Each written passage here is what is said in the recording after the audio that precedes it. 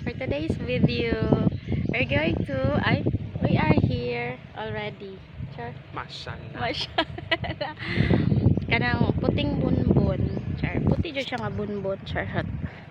So, to be honest, kinilang amang kuan baon tambis nga bago pa dyan siya, fresh from pinangayo ng namo. Tapos, of course, hindi mawawala ang kasaa. As in, tapos kami lang yung tulo. Si Blassie, si Jasper. Okay. So now, we're gonna enjoy the only pila ka oras lang. Tapos manguli na po mi sa amo ang yutang ano, Yutang saad. Saad di ay Maragusa. Shout out. Pero ang kuan petangin dota jud. Dagan siya kanang mga lubi-lubi.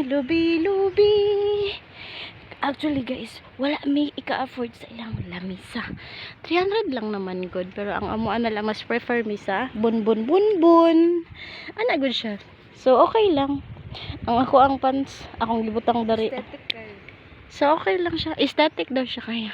As in, ay wala na. Tuara, grabe ka tuara. So, tuara oh. Diba? Nice kayang view. Di na kamahayan. 150 lang daw ang kanang kuan maglingkod-lingkod dari sa ano balas. Okay na siya. Diba? So, ang ato lang kanang ato ang kuan lang enjoy ang time nga gigahin sa Ginoo nga makadagat ta for a while. Actually wala man siya plano. Wala siya sa plano jud, pero yan. Muna siya ang matutadian niya kay mangita taog kasi makakita tag isda diyan na. So, walang ta guys.